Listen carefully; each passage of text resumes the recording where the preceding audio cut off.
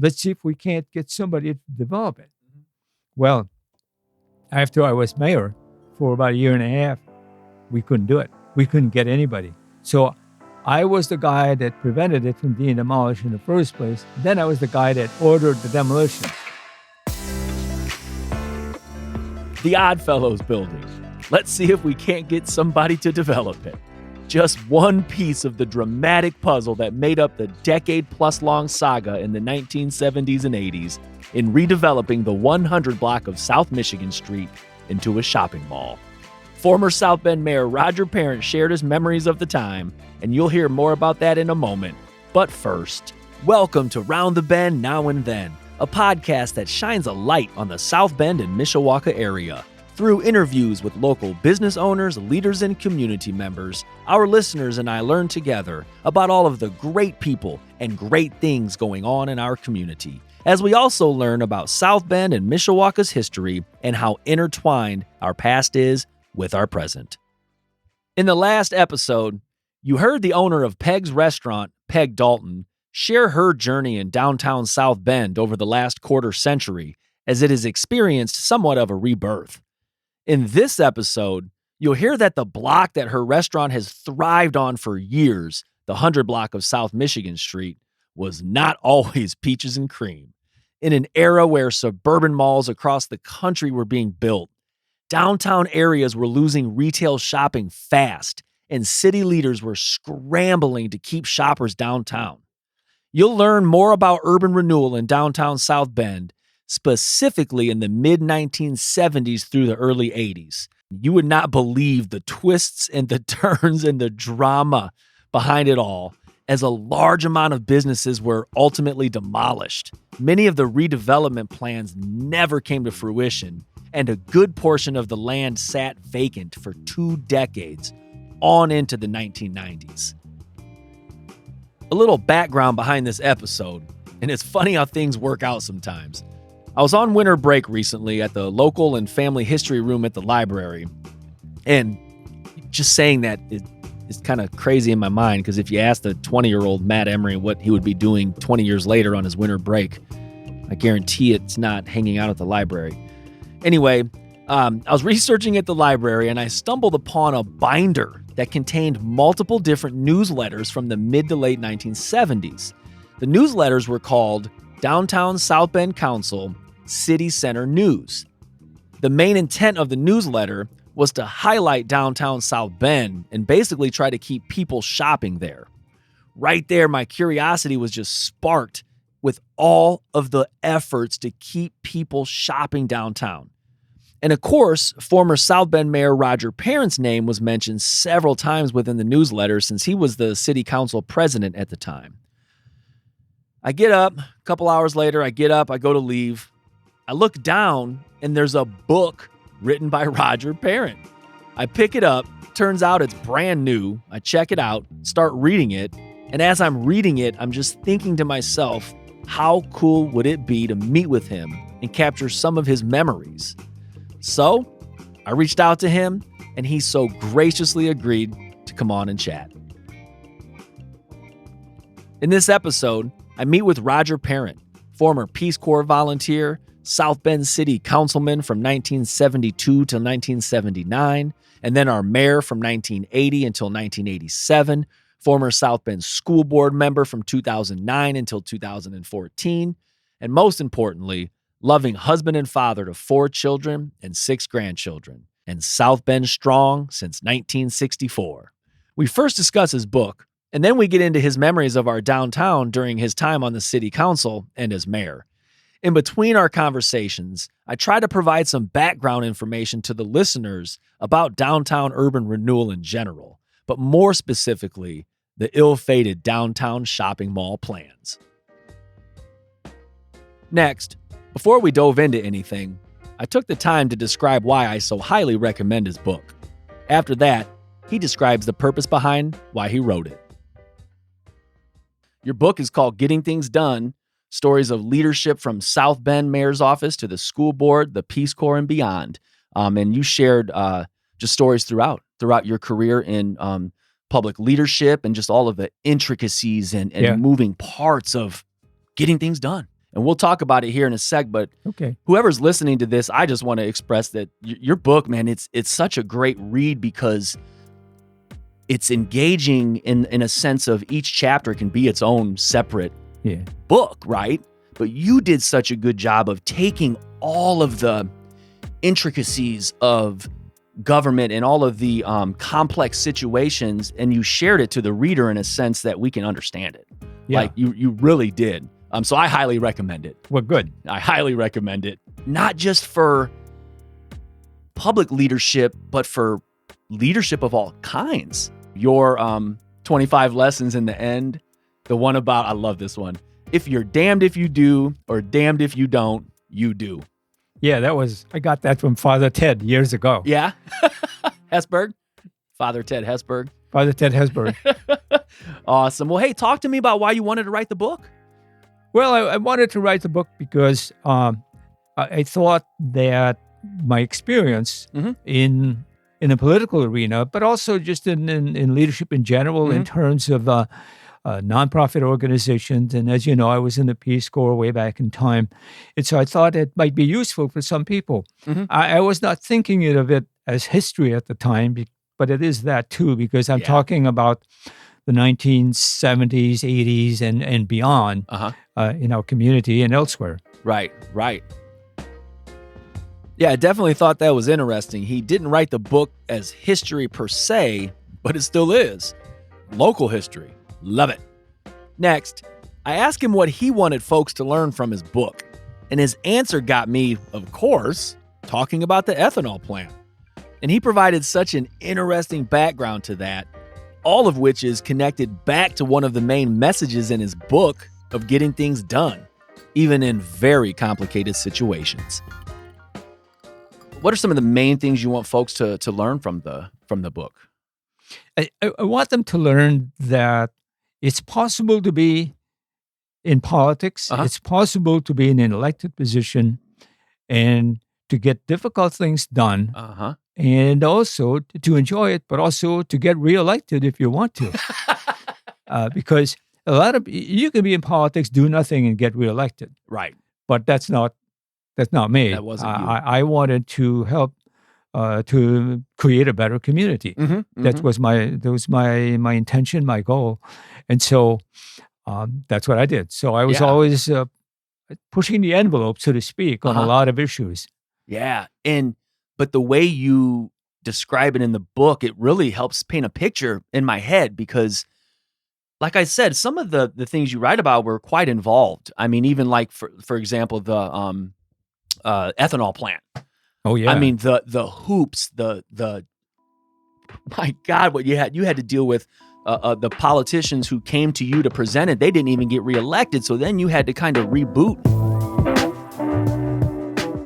It was a very interesting time too, where complicated projects could get done, but you had to do it working with all kinds of people. Yes. Not only Republican, Democrat, Independents, but you had to, as a Democrat, you have to get your Democrats together in the first place. You know, the Democratic Party is known as the party of the big tent because you have all kinds of factions within it. Okay. But once you have that done, you still have to, you're right, the ethanol plant was one where we were working with Democrat John Bradamus at the time and Birch Bayh, and it was their project in a way. They called me to see if we would be interested. And then, of course, they lost in the election. So I had to turn it from what was at the time seen as a Democratic project to a Republican project. And Senator Lugar at the time had a little fun with me when I went to see him about it. But basically he said, hey, don't worry about it. I'll work to get it done. Because it needed both federal, state, and local elected officials to approve it. But that's also the message, which is that if you want to get things done, then you have to bring people together, work with all kinds of people to get it done. Absolutely. And that was just like one small, chapter you wrote about, but there's multiple different ones in there. So I highly encourage anybody to go out and read it. Next, we get into a few more lessons learned from his book, mainly on how important it is to take that first step. Then we got into the East Race and also Kovaleski Stadium. Well, Four Winds Field now and forever the Cove to me. And folks, I so wanted to keep asking him about both of those projects. It is just so interesting to me. I could have kept asking for hours, but I was afraid by the time we got to the Century Mall and the downtown redevelopment plans, we'd both be tired. There's all kinds of lessons in there that I didn't set out to do things the way I did. I didn't know. You get into politics. Don't come from a family of politicians, and so I just kind of make things up as you go along. Yeah. But if you want to get things done, then you jump into it without knowing exactly what will be required. Yes. Thank God, because sometimes you wouldn't do it. Yes. And that goes back to Father Hesburgh's quote of, if you're damned if you do, damned if you don't, just do. Jump into it. Just do it. Yeah, and I also learned from my father, who was a carpenter in the old way in northern Maine. That's where I'm from originally. He was a carpenter in the old way, which is somebody came to him and said, I want to build a house. You gave him a picture. And then he has to design it and do all that. And so one day we were walking around a lot where a house is going to be located. And it was kind of a challenging location. Yeah. And we were walking around, and finally he said, well, if we're going to start this thing, going to build this house, we better start. Take the first step. Yes. And I learned a big lesson that if you're going to do something, you got to take the first step, even if you're not sure what the next one will be. That is amazing you said that. My first year teaching, I get called on a Tuesday. I start on a Thursday. I'm 22 years old. It's Joan Raymond's first year as a superintendent. They take every school employee to Notre Dame in the ACC there, and there was a gentleman who was giving a speech, and I'll never forget it because I was just fresh out of college, a little intimidated, a little, just hey world, here you go, world. It's here's your career, and he said the most important step. It may not be the hardest, but always the most important is that first step. Just jumping in and doing it. And I never forgot that. In my life, it's not always the hardest, but it's always the most important. Yeah, I mean, for example, somebody came to me when I was first elected mayor and said, hey, we think you should build an East Race in South Bend. A canoe, what'd you call it in there? A whitewater kayak, whitewater kayak waterway or whatever in South Bend. And I had never really thought about that. I'd heard about it. It was in the air a little bit. Yeah. And they convinced me after quite a bit of discussion that this was a good idea. So I said, okay, let's do it. Yeah. Now, I had no idea what would be required to get that done. Getting the money was a real challenge. And then also the design and construction was very challenging. It was a first of a kind. Yeah, it's a whitewater rafting course. Right. And Jim Seitz, who was the grandfather of the Jim Seitz, whose principal, John Adams, was the director of parks at the time, superintendent of parks. Yeah. And so he talks about how challenging it was to me. And so... And the same thing with the Cove, as you I still call it the Cove too, Four Winds Field. That was my idea, And one of the things I learned too, you've got to listen to people. Yes. Not only because you want to get elected, but because they have good ideas. Yes. And that was another one where they came to me and said, you should build a baseball stadium. And I said, like, why? You're pretty busy doing a whole lot of other things. Just running the city day to day takes a lot of time. And there again, they convinced me, and I said yes, and we have it today. It was a challenge too. And this was done as much with the help of Republicans as Democrats. Team work together. It was a Republican governor at the time who said it's a good idea. We had a secret meeting with him. Yeah. And if you read the book, you'll read about that. That's right. So interesting. And those two projects that you just talked about, I mean, I was born in 1978, so I was 7 or 8 or 9 when the Cove was built, and then I don't remember a time without the East Race. So, but both of those right now are absolute gems in our city. Yeah. Gems. Yeah. And if you had listened to people at the time that the ideas came up, you wouldn't have done it as a politician. Unbelievable. Because there's a lot of opposition. Mm-hmm. And in fact, one of the things that bothers me about politicians is that they're always taking polls to decide what to do. Mm-hmm. Now, taking polls during a campaign, I think, is fine. Yeah. But once you're elected, if there's a challenge or an idea that should be done or faced, then you should do it. Yeah. You don't have to take a poll. Yeah. And if it works out, it works out. If it doesn't work out, it doesn't work out. That's all there is to it. You are exactly right. But just look at all that development around the East Race, and then now with Four Winds Field and the development around there. It's phenomenal. Beautiful. I thought they'd be successful, but I'm not sure if I anticipated exactly what would happen. It's great. Hey, the only risk in life is not taking one. That's right. Man, again, I am just so intrigued on how city decisions now will have an impact 20, 30, 40 years from now. And imagine 40 years ago, if the city leaders would have listened to the naysayers, we wouldn't have the Cove, Four Winds Field, or the East Race today, and all of the positive developments surrounding both.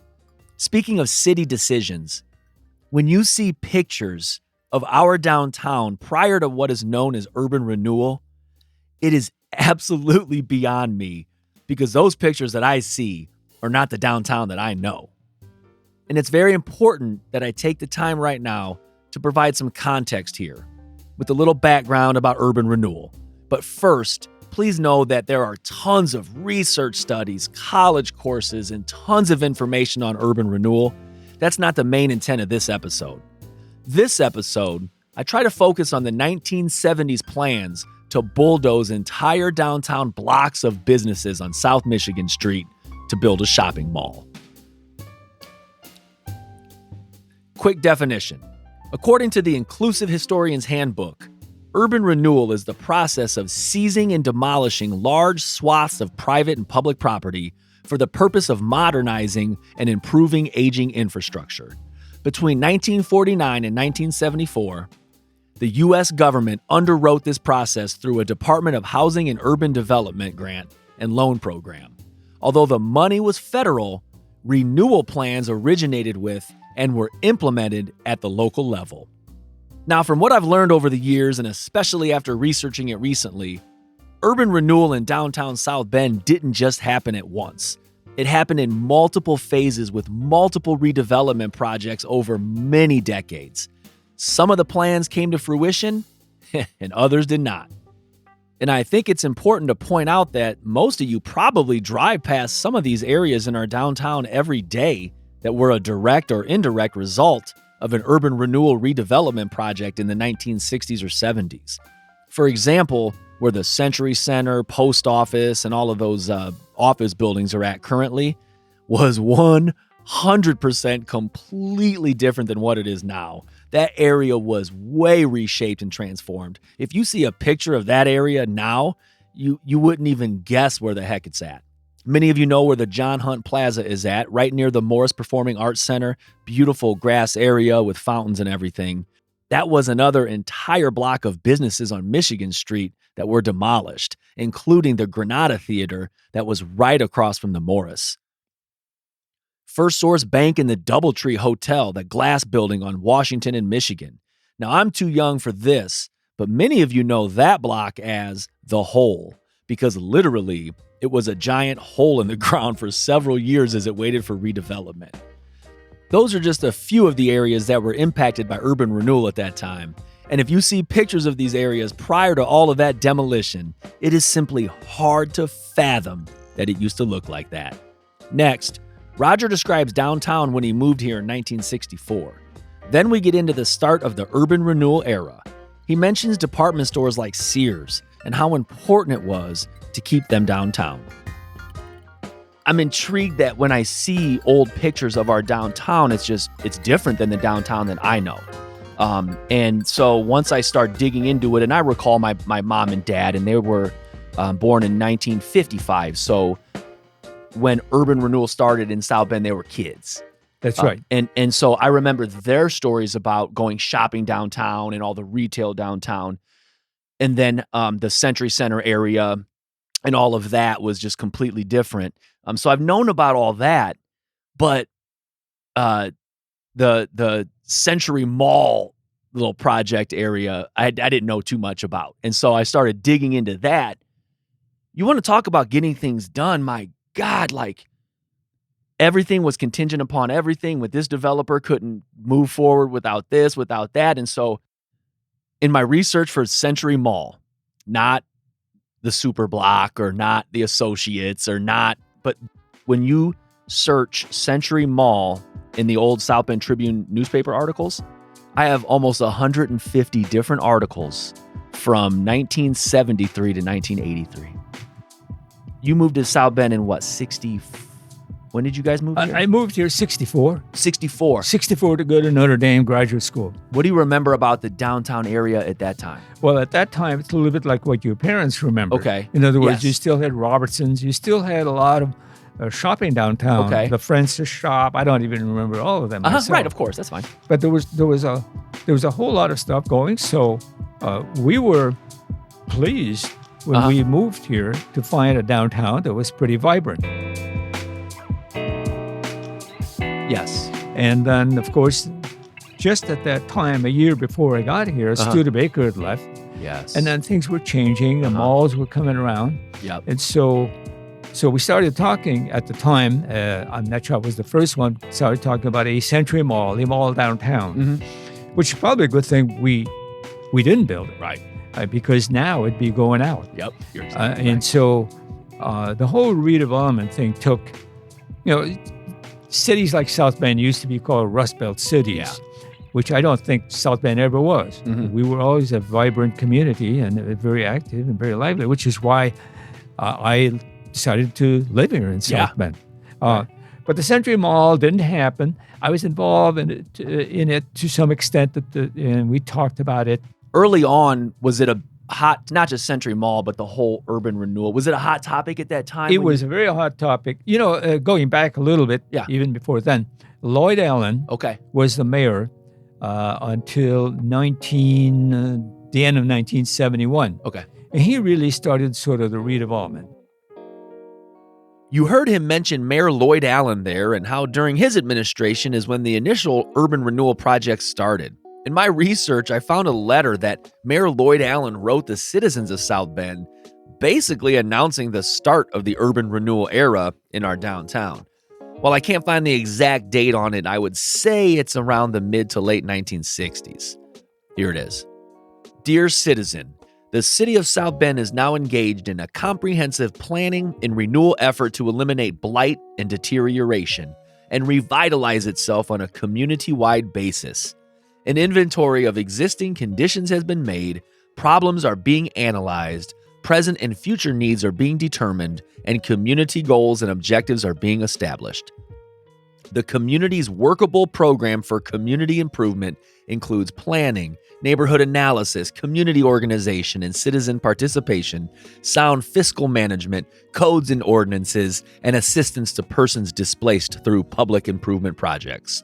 We are now preparing to implement a significant improvement program within the community, the Central Downtown Urban Renewal Area, project number Indiana R66. This brochure has been written to give you a better understanding of the need for the project, its goals, and procedures to be followed. The city has adopted a program containing tested and accepted principles of good municipal management for modern urban living. Your understanding and cooperation in this program will be essential to its success. You are invited to make your community a better place, which to live, work, and play. Sincerely, Lloyd M. Allen, Mayor. I just wanted to take a little bit of time to read that because from what I've determined, it's about the start of the major urban renewal projects in our downtown. And imagine being a citizen at the time and just reading that. You have no clue what the next 5, 10, 20 years will hold. Back to Roger and I. And then of course, it picked up, and Jerry Miller became mayor. Okay. And there was a whole big discussion then about Century Center. Yeah. And there were a lot of buildings that historic buildings that were demolished to make way for Century Center. And so it's taken 50 years minimum to turn the downtown and the city around. Century Mall didn't happen.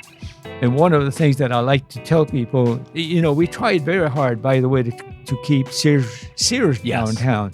That would have probably been a part of the Century Mall. Okay. Probably. So when Sears was where the Cove is at now, Four Winds Field, that's right. Sears was there, and it ended up being Gates Chevy, I think. Yeah, it was Gates That Chevy. building. So you're saying you wanted Sears to have a presence like in the mall area downtown? Yeah, I remember, my own memory is failing me. It's fine. But I remember that there was a talk about that. We wanted to keep, Pete Nemeth was mayor then. We had a lot of discussion and petitions to keep Sears downtown. But I like to remind people that Sears Roebuck store was in South Bend downtown longer than it's been at the mall, and it's now closed. So that is a good point, because it wasn't, from my research, it was on Michigan Street originally. Oh, in yeah. The 30s and 40s. It moved around. It around. was in more than one place. And so there it was. Wow. So change is constant. Yes. The only thing we can do about it is try to shape it. Yep. But it's going to happen whether we try to shape it or not. Right. And so we've been fortunate here. Now the South Bend downtown the whole downtown is looking much better. We have more people living downtown. And you need people to have retail, so it's slowly happening. Yep. You heard me mention the Super Block in Associates. In some of the original plans, the Associates Corporation wanted to partner with the city to build something called the Super Block. There were many iterations of those plans as well, and there could be an entire book written about that. A little more background about the redevelopment saga on the 100 block of South Michigan Street. After the Super Block failed, there were several other attempts to redevelop the area with retail, including building an inside shopping mall that was eventually dubbed the Century Mall, to piggyback off of the convention center, the Century Center. Now, the plans changed here and there over the years, but for the most part, the plans entailed demolishing all of the businesses between Washington Street to the north, Main Street to the west, Jefferson Boulevard to the south, and St. Joseph Street to the east. A great majority of those buildings were ultimately demolished, and the only buildings in that area that did not catch the wrecking ball were the Sherlin building. That's still standing, and that's the building that has the Chicory Cafe and Jimmy John's in it.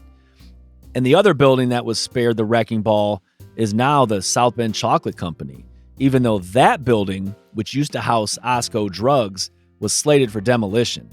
Other than those buildings, everything else was demolished, including the historical Oddfellows building, which you'll learn more about later.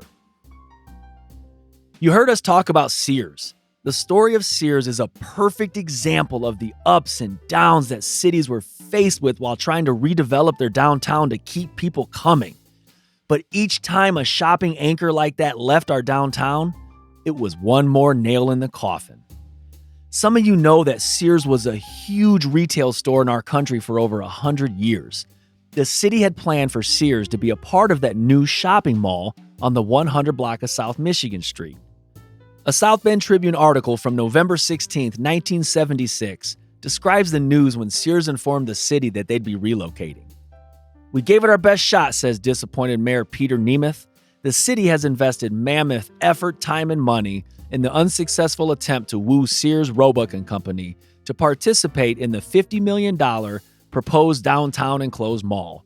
Sears officials announced that its local store will be moved to University Park Mall in 1979. Nemeth said that he will now contact J.C. Penney about their plans for stores in the area.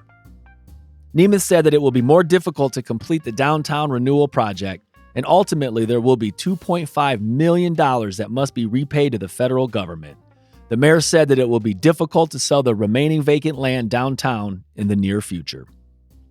You see, they had already demolished plenty of buildings in anticipation of stores like Sears to stay and join their vision of the shopping mall. That's just one example of what city leaders were faced with. You have a giant plan to build a downtown mall with the critical business in your plan, and it splits. And that causes nothing but a ripple effect.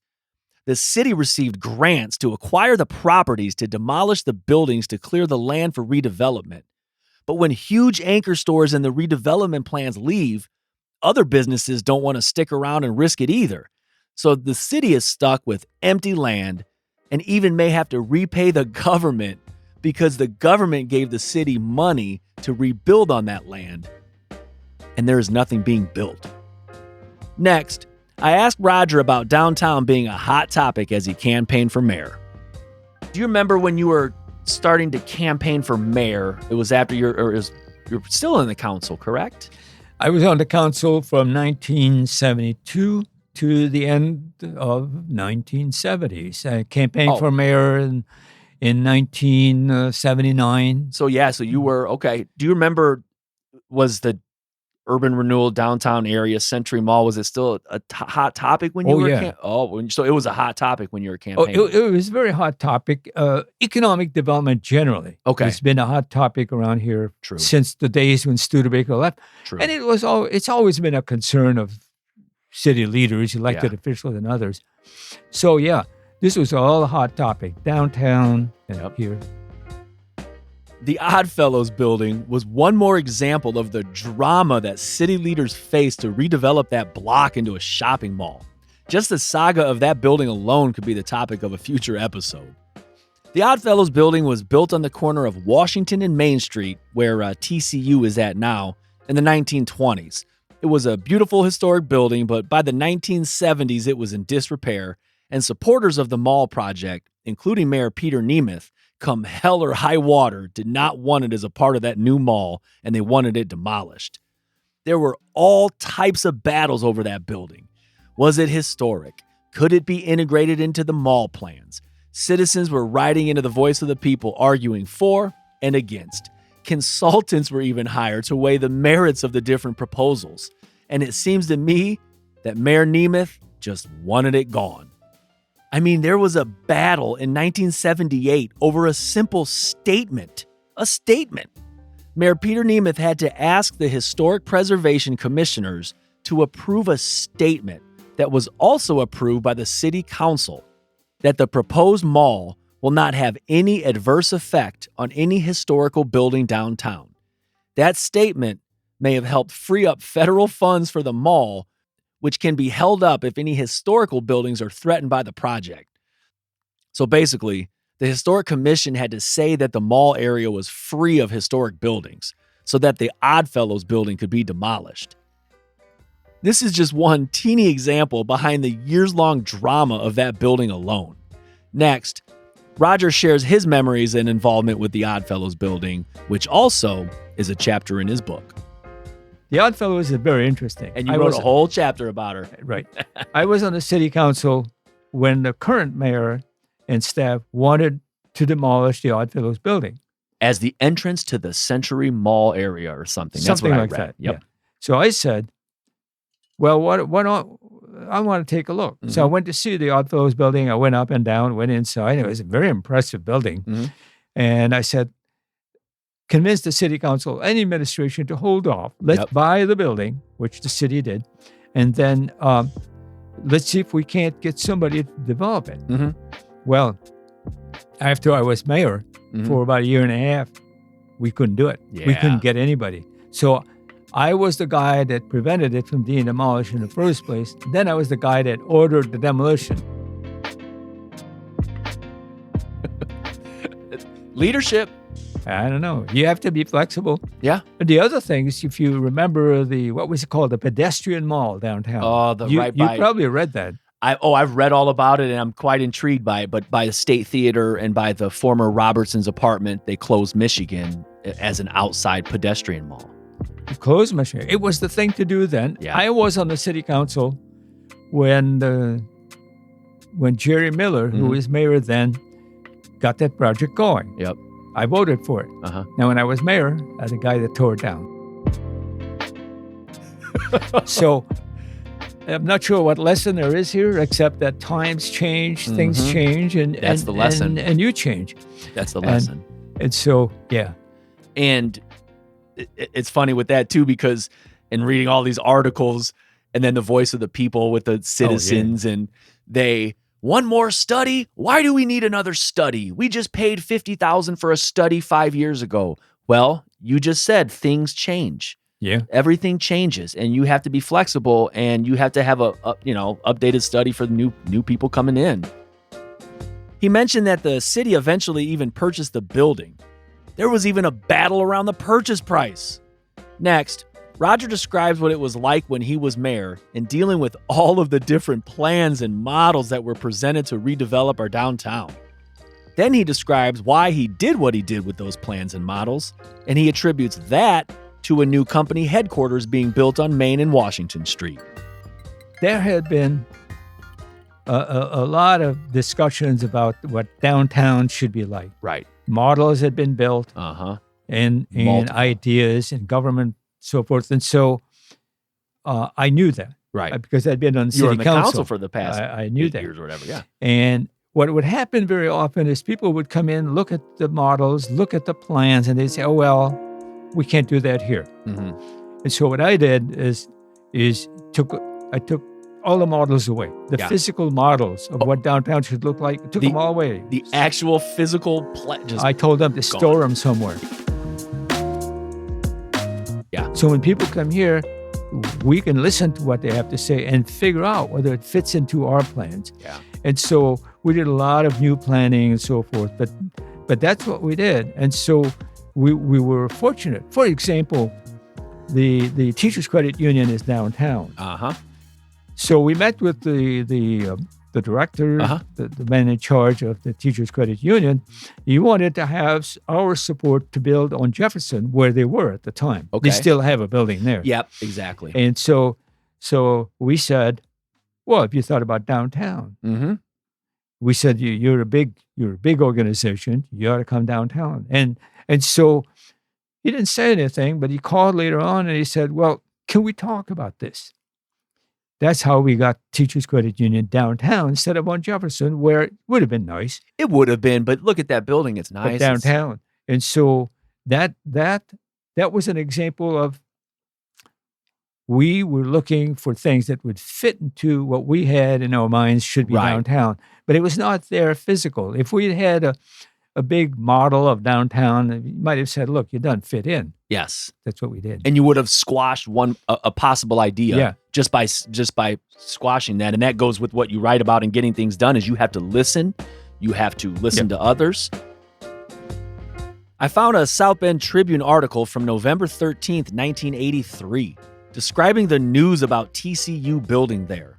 Quote, as he stands on the threshold of his second 4 years at the city's helm, Parent has a clearer idea of how the holes that are left in the downtown are going to be filled.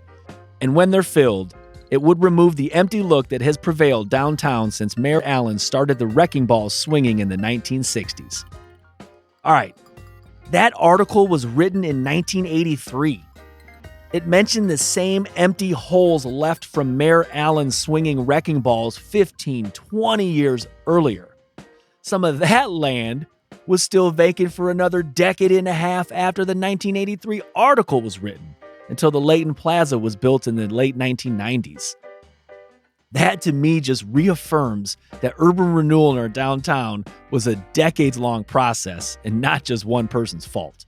Next, I asked Roger about when he knew that the vision of the downtown shopping mall was done. And I know that word Century Mall, as I'm reading more and more, it kind of changed here and there. But when did you know it was done? Like, there's no retail. Like, we need to reshape.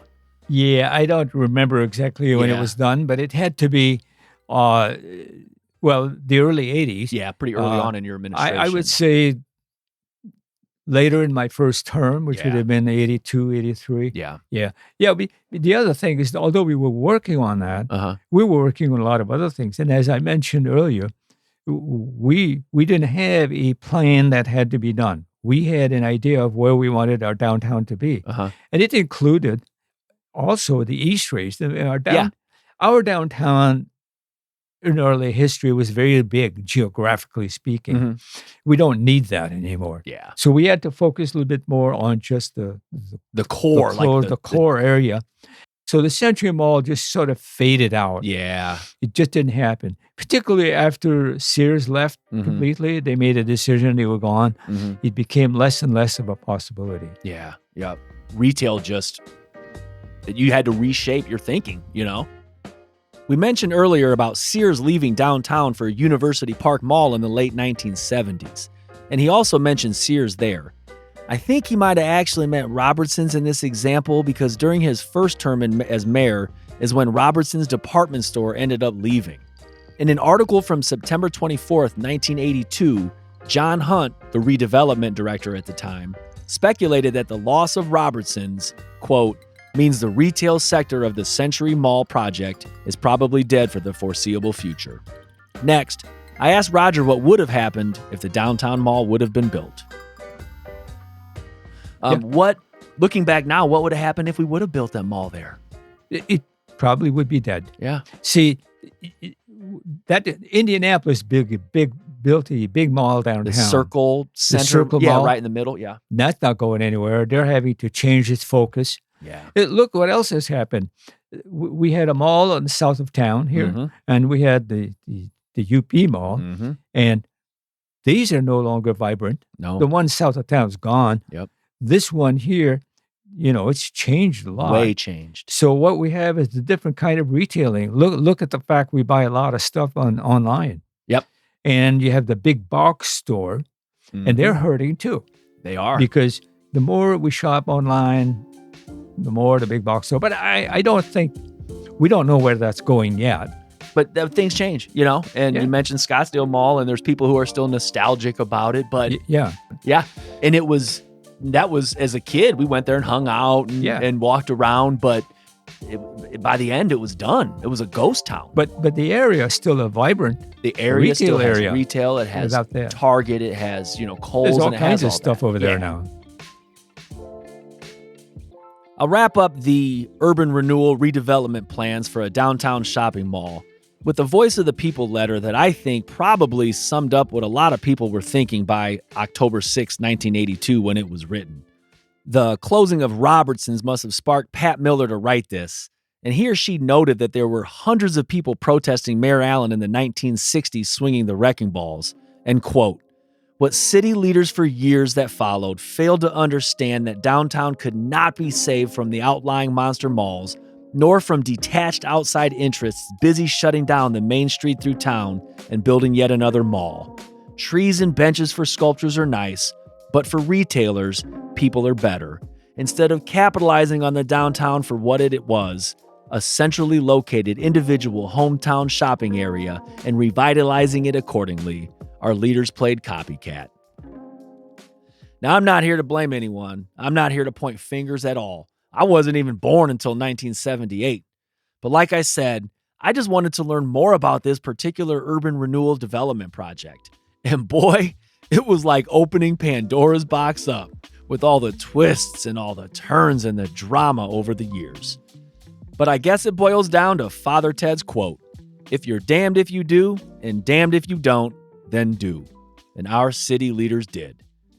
As you heard in our last episode with Peg Dalton and her restaurant Pegs, 50 plus years later after the wrecking balls began to swing, that area right now in downtown is thriving with restaurants, performances at the Morris, outside concerts, food trucks, and a lot of other happenings. Thank you for listening to another episode of Round the Bend Now and Then. And I want to thank Roger Parent for your time and for your memories. I'm sure that you were surprised when you got a long, random email from a random guy pitching his wild idea for a South Bend and Mishawaka podcast. So thank you again. And thank you for your service to our city.